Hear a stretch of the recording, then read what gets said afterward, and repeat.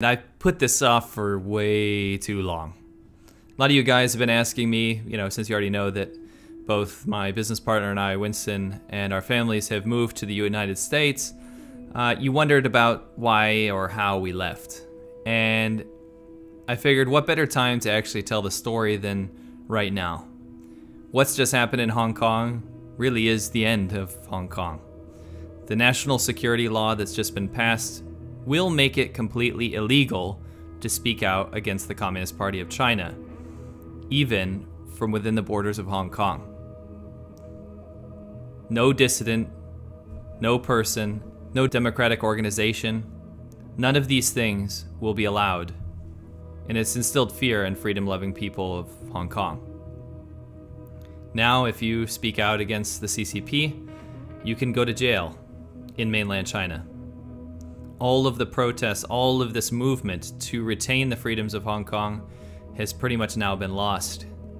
And now, even if I took a connecting flight to Hong Kong or, got off the plane in Hong Kong, I could be arrested just for making videos that are critical of the Chinese government. This is horrifying, but it is the reality. So, I'll finally tell the story of how I escaped, and yes, I mean escaped, from mainland China. I in fact filmed it a few days after it happened. I guess this beautiful park will have to do. It's kind of just what I needed, but I feel like the flag is following me everywhere. It's a really nice day in Hong Kong today. It's probably about 75 degrees Fahrenheit. Been recognized a lot, so it's been difficult to shoot because I want to talk about this, but I really don't want anyone to hear what I'm talking about. However, there's a reason I'm here. There's a reason that I'm out in this lovely, lovely park full of buskers and green grass and the beautiful ocean. That ocean was blue as hell, by the way. You can't believe it. It's definitely not the same water quality as mainland China, that's for sure. But yeah, without revealing too much, I mean, I can always fix this and edit for sure. My worry is that before this is resolved, I'm putting myself in a position of giving too much away. So I'll give you the abridged version first. Basically what happened was yesterday about midnight, I received a message, but I didn't actually open it up until the following morning. And in the message, it was a little bit worrying, but I didn't really take too much notice because the message was from someone that I know. And basically what happened was they were walking home and a Chinese person stopped them in the street and showed them a message on his phone. And this message had a screenshot of one of my videos that was actually highlighted and circling my face. Basically, this Chinese person asked my friend, who has been at my videos, don't make any speculation though, a lot of people have been at my videos, but basically asked him if that was him in that particular video and where I was, if I was in Huizhou. And he said yes. And he said, okay, I just want to help you guys out a little bit, but the traffic department is looking for you. They want to have a chat. Now, I'm not too concerned with like the local government departments there in Huizhou. The traffic department's probably a little bit angry that I'm still riding a motorcycle around in the city that has banned motorcycles. And in fact, I'm almost 100% sure that was the case.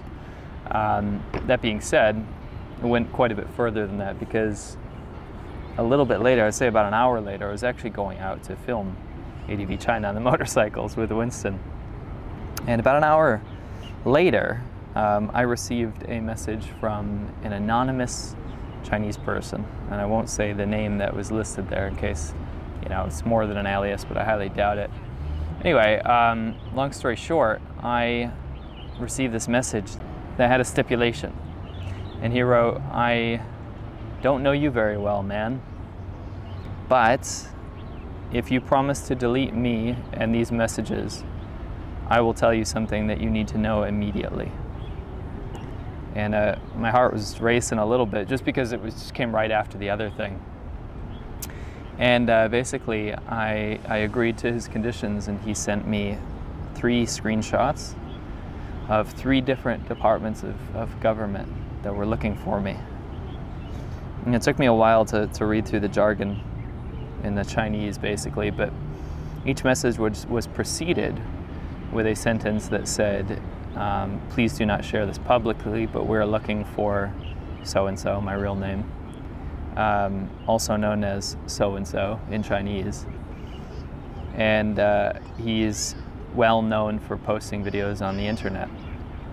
But do not share this information publicly. Keep it within the allotted circle, or whatever jargon they use to describe their, the people that were working there.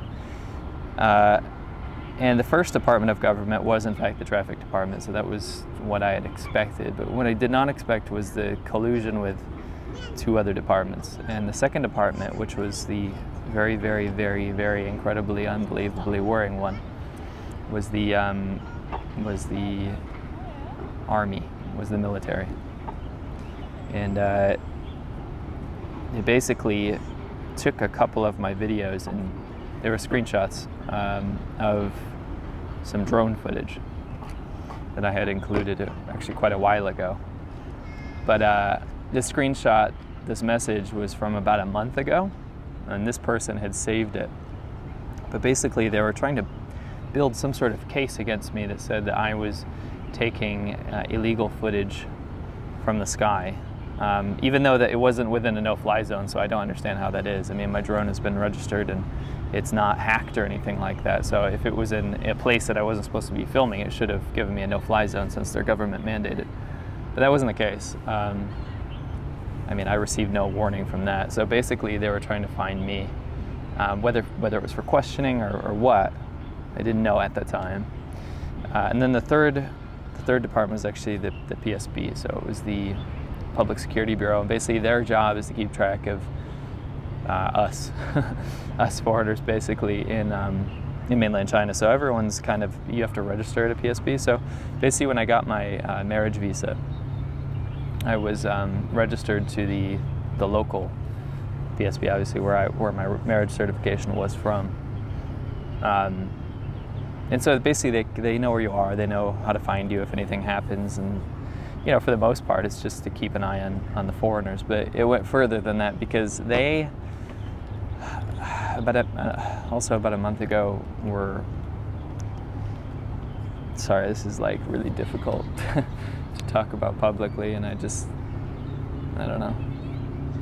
I guess I gotta just tell you guys. I mean, YouTube is my job, so I should probably just be completely upfront with you. But basically saying that it was illegal journalism, and I have a feeling that they had their interest piqued right around the time I was filming Conquering Northern China, because we ran into some issues up there that you guys will probably find out about later on. But as we were filming Conquering Northern China, we had been in touch with the authorities, not by choice, many times. And there were times where my information was logged and I was interrogated. And after that, somehow the information, I mean, I can't confirm that. I can't confirm that the information from the what's it called, from the actual Inner Mongolian area traveled down to Huizhou, but what did happen was that they were also trying to build a case against me because I was illegally making money from posting videos on YouTube without a journalist license. Now, in China, it's actually not illegal to film and post online, even if it's like YouTube and stuff like that, but it is illegal to interview people. So you need a special journalist license to be able to have public interviews with people in mainland China, especially Chinese citizens. Obviously, I don't have a journalist license. I'm just a YouTuber. And there have been videos which they named in the messages that where I have interviewed people. I mean, there's one that I did with my friend where we interviewed people about their opinion of tattoos and things like that. Even something so minimal, so harmless is also considered highly illegal. But most people turn a blind eye. Most people just don't pay attention to that kind of stuff because everyone's got a cell phone on their camera. Everyone's got a camera on their cell phone. Everyone has the ability to be a rogue journalist in mainland China. So I feel like there was a certain point where they let me go. Anyway, the real kicker was after receiving all this stuff, I'm panicking. I'm thinking like, what in the actual hell am I going to do? what am I going to do in this scenario? Where do I go? How do I get my family out? Like I need a place away from mainland China to kind of figure out what in the actual hell is going on. And then I get another message from somebody I know, and there was an establishment, which I will not name, where the police that night, the night before, had went to with my photo on a cell phone and asking if anyone knew where I lived. That means that night they had already found a reason to have a case. They already found a reason to come find me, basically. So, I mean, I racked my brain as fast as I could. I racked my brain as quickly as I could, and I just didn't know what I should do from there. But what I did know was that I had to talk to my wife. So I talked to Vivi, and she said, just get the hell out of here. I mean, it's super risky to begin with to even try to cross the international border with Hong Kong with my predicament. Totally fine the Hong Kong side, but like, who knows what's gonna happen at the border. So I go, and Winston drives me to the border. I get out of the car, and I'm waiting in the line, and I fill out my paperwork, and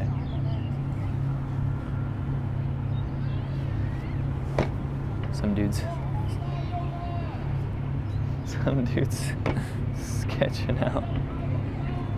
This old man's like sketching out, just screaming, walking around the park by himself. He's shouting at people.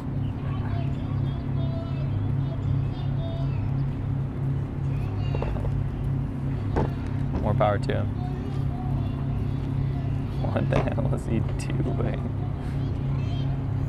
I wish he wasn't speaking Cantonese. Anyway, so I go into there, and my heart's pounding. I hand my passport over, and this is the first time this has ever happened to me, but the border guard, he asked me, he goes, do you have a Chinese name? And I was like, why would you ask me that? Like, what does that have to do with anything? I didn't say that, obviously, but I lied. I said no. I basically said no. Hold on, like, what the hell is this old man doing?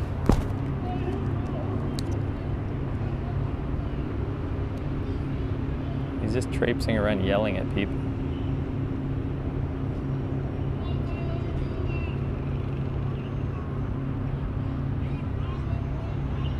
You're really screwing up my vibe, bro. I said no, and then he kind of just like shrugged a little bit, and then he stamped me out. So I was officially out. First thing I want to do is like just basically rush to the Hong Kong border, but I can't. This policewoman steps right in front of me, and she asks the border guard, she goes, is that Ma? And that's actually my surname in Chinese. And I was like, holy shit. Like, I went clammy. I went freaking like goosebumps, and then I felt weak. I felt like I was gonna pass out. It was like the scariest moment of my life. And they're chatting, right? So I walk away, and I'm walking towards the next area. I'm walking towards the baggage security area. So basically, it's where you put your luggage and all that kind of stuff through so they can scan it. And I barely had anything with me. I had like my computer and my cameras and like a shirt. So I don't have very much stuff on me right now. But while they're chatting, I walked away and went there. And I felt a hand on my shoulder. And sure enough, she was there. I turned around, and she says to me in English now, she says, are you go to Hong Kong? And I said, yes. And she says, are you stay in Hong Kong? And I said, yes. She goes, no other country? And I said, no. And then she said, so you come back Huizhou, yes? And I said, yeah. And I'm like, I'm having a hard time making eye contact with her. And she goes, she looks at me and she goes, good. And then she walks away. So at that point, I didn't understand that interaction that we had. But what I did understand was I needed to get into freaking Hong Kong immediately. So I crossed into there, and here I am. And that explains the mad rush to get here, and the horrible hotel that I'm sleeping in, and me trying to figure everything out. So I'm going to contact some people that might have some answers for me. I'm going to contact some people that might be able to help me, and I need to find a goddamn way to get my family out of here. Because my wife's passport's at the American Embassy, meaning that she can't leave China. and she also needs it to get my child's exit permit. So I'm in a predicament where I could potentially, you know, if I was in mainland China, go to jail for a while. Either get that or get deported. And right now I just want to not cast any more light than is necessary on this scenario because of how f***ed up it is. How nervous I am about the whole thing. And not for myself at this point, I'm safe here. For my wife and for my baby, like, I need to know why this all crashed down like this. I need to know what the f*** happened. I need to know why I've just been banished from the country and contributed to. I mean, maybe I'm not. Maybe this is all like an elaborate joke, but I'm pretty sure it's not. Anyway, I just wanted to fill you guys in as this unfolds, because I don't know what's going to happen. But every day I find out something, I'll tell you. I'll tell you on video. So, that's that. I definitely got out at the right time. Just look what happened to my friend Michael, the guy that helped us a lot on our documentaries. He's gone. He's in jail. He didn't do anything. It's gotten much worse.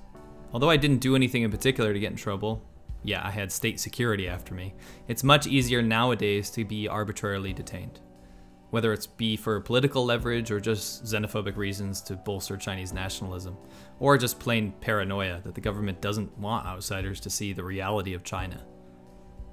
The next time someone on YouTube or wherever tries to tell you that people are misunderstood about China and that it has freedom of speech and it's improving its quality of life every day for its citizens, realize that they're missing the point. I almost got thrown in jail and narrowly escaped China because I made videos there. Now, don't get me wrong, I wasn't a dissident. Not only did I self-censor to a great extent, but I, together with Winston, showed the good side of China. Through our TV shows, our videos, our interactions. Much more than anyone out there right now. Yet, I was the target. China either saw me as an annoyance or a threat, and for whatever reason decided it was time to get rid of me. The government of the country I loved with all my heart, the country I bought a house in, had a family in, the country that I promoted to hundreds of thousands of people, chewed me up and spat me out. And that's the reality of the Chinese government. They continue to threaten me and my family today. So next time that you think Chinese people don't matter, oh, it's just that country on the other side of the world, think of the millions of local Chinese people who have maybe a less than savory opinion about the Chinese government like myself, but, unlike me, can't escape.